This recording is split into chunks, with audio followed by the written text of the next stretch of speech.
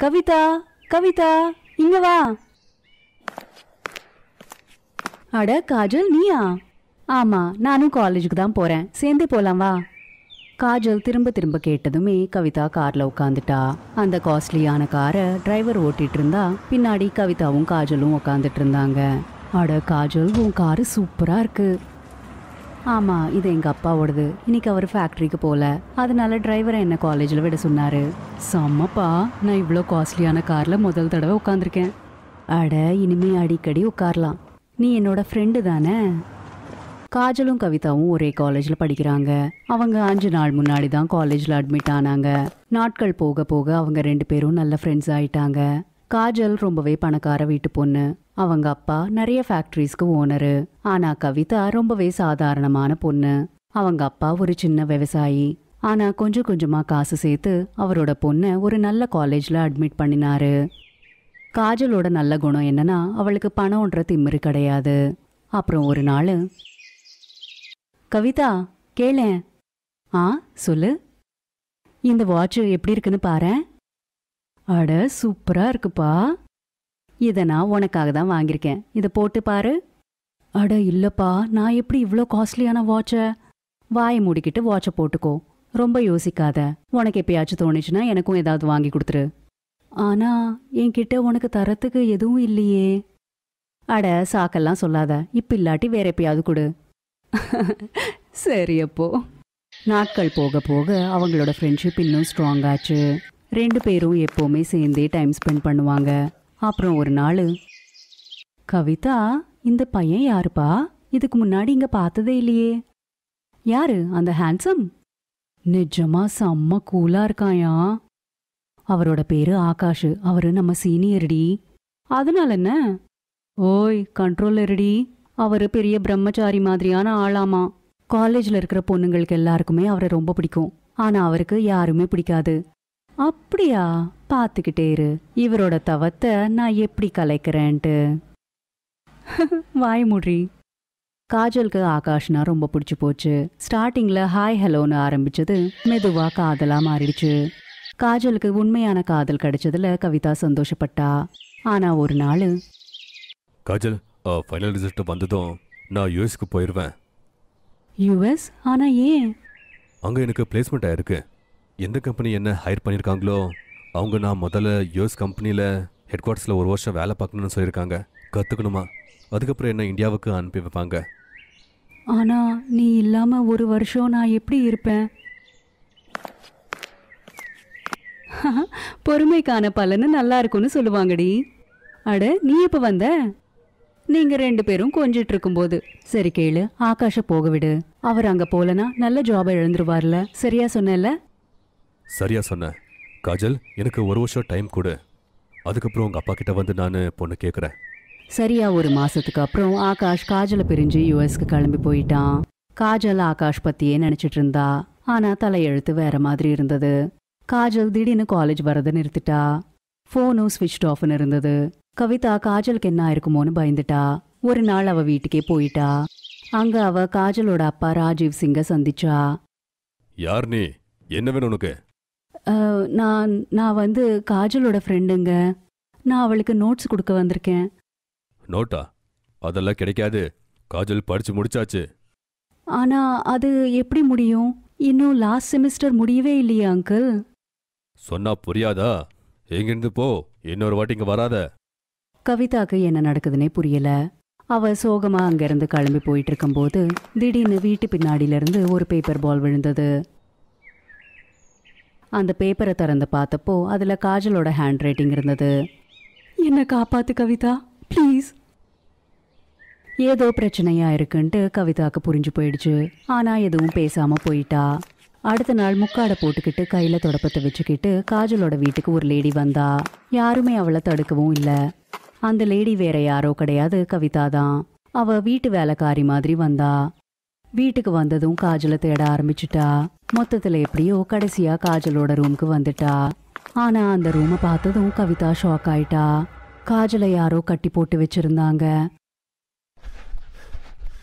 காஜல், என்னது இதெல்லாம்? யாரு உனக்கு இப்படி செஞ்சது? கவிதா, அந்த கடவுள் தயவுல நீ வந்துட்டல்ல, எங்க அப்பா என்ன ஒரு பிசினஸ் டீல் மாதிரி யூஸ் பண்ணிருக்காரு. நானும் ஆகாஷும் எவ்வளவு நேசிக்கிறோன்ட்டு உனக்கு நல்லாவே தெரியும்ல. ஆனா எங்க அப்பா அவரோட பிசினஸ் பார்ட்னருக்கு என்ன கட்டி வைக்கணும்னு பாக்குறாரு. அவன் ஒரு 55 வயசு கிழவன்.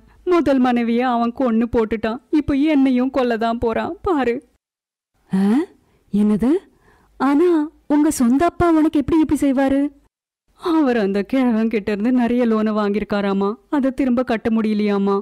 இப்ப அந்த காசுக்கு பதிலா என்ன அந்த கிழவனுக்கு கொடுக்க போறாரு. இப்படி சொல்லிட்டு காஜல் தேம்பி தேம்பி அழுதா. ஆனா கவிதா எப்படியாவது காஜலை காப்பாத்தணும்ட்டு முடிவு எடுத்துக்கிட்டா. அவளுக்கு உடனே அவளோட மூளையில ஒரு ஐடியா வந்தது. அவ உடனே தன்னோட ட்ரெஸ் காஜலுக்கு கொடுத்துட்டு காஜலோட ட்ரெஸ் போட்டுக்கிட்டு அங்க உட்காந்துக்கிட்டா. அப்புறம் கவிதாக்கு பதிலா காஜல் ஹாப்பியா வெளியில போயிட்டா. கொஞ்ச நேரத்துக்கு அப்புறம், யாரு? அட கமிஷனர் சார், நீங்களா? நீங்க இங்க என்னாச்சு? ஏதாச்சும் பிரச்சனையா? நான் உங்க வீட்டை சர்ச் பண்ணி ஆகணும். சரி, எதுக்கு சர்ச் பண்ணணும்? ஏன்னா ஒரு பொண்ணை நீங்க கொடுமைப்படுத்துறீங்கன்னு இன்ஃபர்மேஷன் வந்திருக்கு. இப்படி சொல்லிட்டு அந்த போலீஸ்காரங்க எல்லாருமே அவரோட வீட்டை தேட ஆரம்பிச்சுட்டாங்க. கொஞ்ச நேரத்துக்கு அப்புறம் கவிதா அவங்க முன்னாடி இருந்தா. அவளோட மூஞ்சியில அடியும் இருந்தது.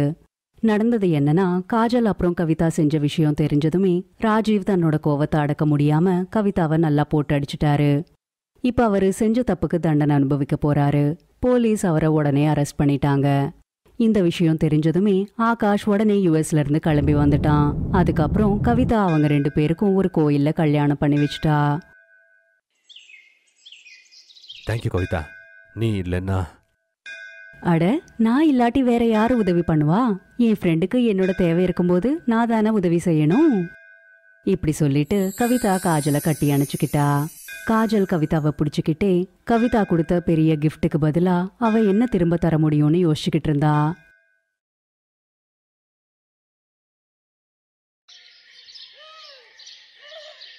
மல்காகஞ்ச் கிராமத்துல சோனம் அவங்க அம்மா விமலாவோட வாழ்ந்து வந்தா. சோனமோட அப்பா குடிப்பழக்கத்தினால செத்து கொஞ்ச வருஷதான் ஆயிருந்தது. புருஷ செத்ததுக்கு அப்புறம் விமலா தான் சோனம பாத்துக்குவா. அவ வயல்ல காய்கறி வளர்த்து அந்த காய்கறிகளை எடுத்துட்டு போய் வீதி வீதியா விப்பா. அந்த பணத்துல அவ குடும்பம் நடத்துவா. வாங்க வாங்க, ஃப்ரெஷ்ஷான காய்கறி வாங்குங்க. ஃப்ரெஷ்ஷான காய்கறிய சாப்பிட்டு எல்லாரும் ஆரோக்கியமா இருங்க. அட, எல்லா காய்கறிகளும் ரொம்ப ஃப்ரெஷ்ஷா இருக்கே. ஆமா, இந்த பலாப்பழம் எவ்வளோ? எல்லா காய்கறியும் 30 ரூபாய் தான் கேஜி. உங்களுக்கு வேண்டியதை வாங்கிக்கோங்க. சரி, பலாப்பழம் 1 கிலோ, கத்திரிக்காய் 1/2 கிலோ, அப்புறம் கேரட் ஒரு 1 கிலோ கொடுங்க. சரிங்கண்ணா, இப்போவே கொடுக்குற. விமலா அவளுடைய பொண்ண கவர்மெண்ட் ஸ்கூல்ல படிக்க வைக்கிறா. அப்புறம் நாள் பூரா போய் வெயிலில காய்கறி விக்கிறா. அந்த பணத்துல குடும்பம் நடத்துறா. அதோட கொஞ்ச பணத்தை சோனம் படிப்புக்கும் சோனம் கல்யாணத்துக்கும் சேமிக்கிறா. வந்துட்டியாமா? வா, கை கால் கழுவு, சாப்பாடு போட்டு தர.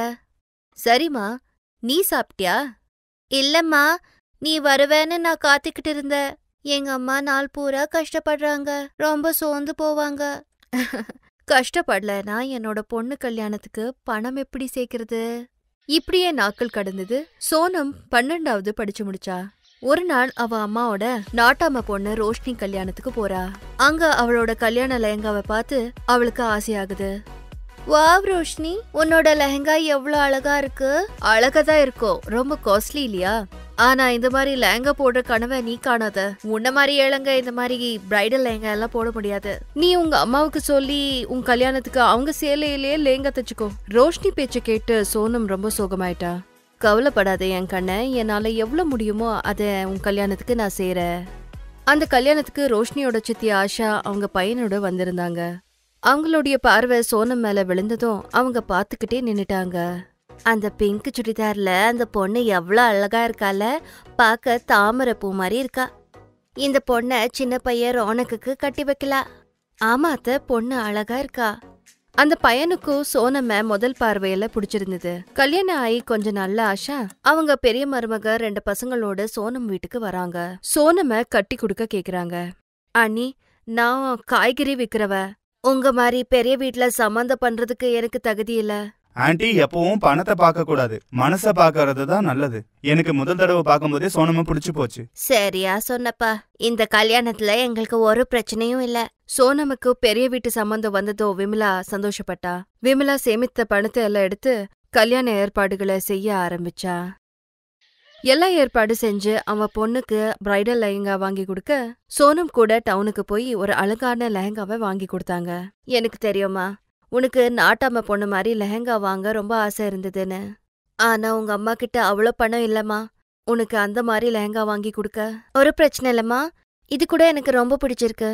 ஆனா நாளைக்கு என்ன ஆகும்னு யாருக்கு என்ன தெரியும். கல்யாணத்துக்கு ஒரு நாள் முன்னாடி சோனமோட பிரைடல் லெஹங்கா தொலைஞ்சு போயிடுச்சு. எல்லாரும் இத பத்தியே பேச ஆரம்பிச்சாங்க. அடே எவ்வளவு பெரிய அபிஷேகனம், பொண்ணோட லெஹங்கா காணாம போயிடுச்சா? ஆமா பாவம் இல்ல, பாவம் விமலா கிட்ட அவ்வளவு பணமும் இல்ல திரும்பி அவளுக்கு லெஹங்கா வாங்கி கொடுக்க. எங்க அம்மா எவ்வளவு கஷ்டப்பட்டு ₹1 சேர்த்து எனக்கு கல்யாணத்துக்கு துணி வாங்கி கொடுத்திருப்பாங்க. ஆனா இப்ப என்ன செய்ய? இந்த விஷயம் சோனமோட பெரியாக்காக்க தெரிஞ்சதும் அவங்க பஜாருக்கு போய் சோனம்காக ரொம்ப அழகான ஒரு பிரைடல் லெஹங்கா வாங்கிட்டு வந்தாங்க. அத பார்த்து சோனம் ஆச்சரியப்பட்டா. அடே, இது அதே மாதிரி லெஹங்கா நாட்டம்மா பொண்ணு ரோஷினி கல்யாணத்துக்கு போட்ட லெஹங்கா. ஆமா, அவதான் சொன்னா உனக்கு அவளோட லெஹங்கா ரொம்ப பிடிச்சிருந்ததுன்னு. ஆனா ரொம்ப காஸ்ட்லி ஆனதுனால உன்னோட கல்யாணத்துக்கு இது மாதிரி வாங்க முடியலன்னு. அதனால உன் லெஹங்கா தொலைஞ்சு போன விஷயம் தெரிஞ்சதும் நான் உனக்காக இதை வாங்கிட்டு வந்தேன். அக்கா, நீங்க ரொம்ப நல்லவங்க. Thank you so much. உனக்கு ரொம்ப நன்றிமா, நீ எங்க மானத்தை காப்பாத்திட்ட. அம்மா, சோனம் என்னோட சின்ன தங்க மாதிரி, அவளுக்காக இத கூட பண்ண மாட்டேனா? நீ நாளைக்கு இத போட்டுக்கிட்டு கல்யாண பொண்ணா தயாராக போதும். நாங்க மேலத்தாளத்தோட உன்னை கூட்டிட்டு போக வரோம். அடுத்த நாள் சோனம் அந்த பிரைடல் லெஹங்கா போட்டுக்கிட்டு தயாரானா. அவ பார்க்க தேவதை மாதிரி அழகா இருந்தா. எல்லாரோடைய கண்ணும் அவ மேலேயே இருந்தது. அவளை பார்த்து ரோஷினி கூட ஆச்சரியப்பட்டா. சோனம் அந்த பிரைடல் லெஹங்காவில பார்த்து விமலா கண்ல தண்ணி வருது. அப்புறம் ரொம்ப ஆடம்பரமா சோனமோட கல்யாணம் ரோனக்கோட நடந்தது. Thanks for watching.